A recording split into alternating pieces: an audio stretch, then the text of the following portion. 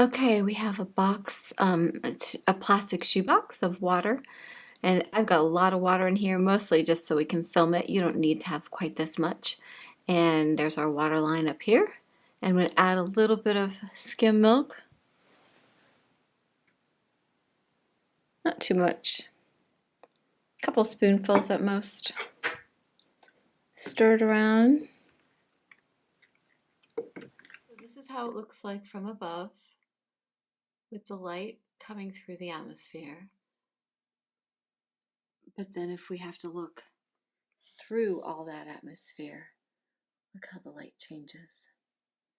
So that color, and then that color. Okay, I've added a little bit more milk, and I want to show you what this looks like from the end. So there's my bright white sun, but if you view it through the atmosphere, what color does that look? Remind you of anything? That's the real color, and that's the color viewed through the atmosphere. We have a picture of Earth here. It is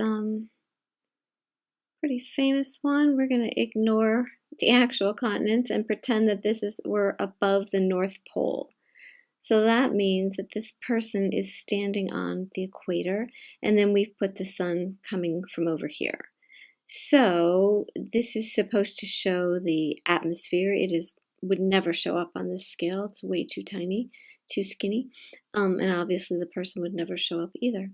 But so the sun comes straight down, bounces around, scatters, and this is why you see a blue sky.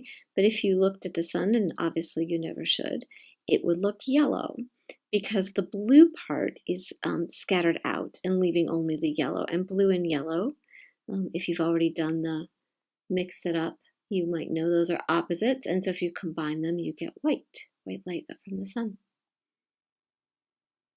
It's been about 6 hours, I guess, since this person was standing over here.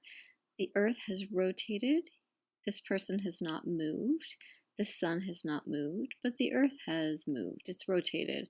And so now it's almost sunset, or it is sunset for this person. And can you see how much atmosphere the sunlight has to go through to get to this person?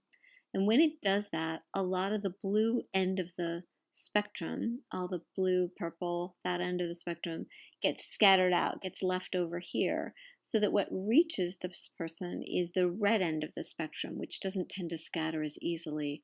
And so looking around, this person will be in sunset.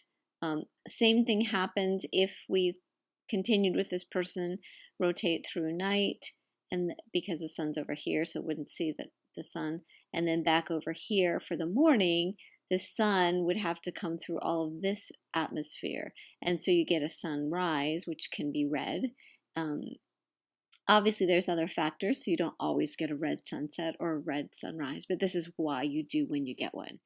You might be familiar with this picture. This is Buzz Aldrin on the moon, and I don't know if you realized it or not, but this is daytime.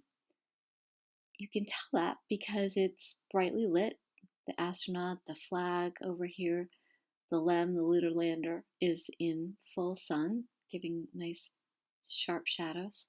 But there's no air, there's no atmosphere, there's nothing in this space to scatter the sunlight. So it comes straight in, but it doesn't go around. So you can't look over here and see lightness or blue sky because there's nothing to make the sky blue. And this is a picture of Mars. This is the Martian sky up here. This is the horizon. So the land and the sky look incredibly beige in this picture, and it typically is the atmosphere on Mars. It's not like ours, and it scatters the sunlight in a way that it's kind of a tan sky. So again, just depends on what's in the atmosphere as to what color, what part of the spectrum you're going to see.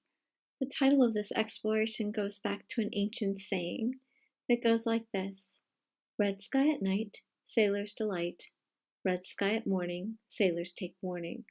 It had to do with the prevailing winds and where the poor weather came from, or the good weather, and certainly true in the mid-latitudes.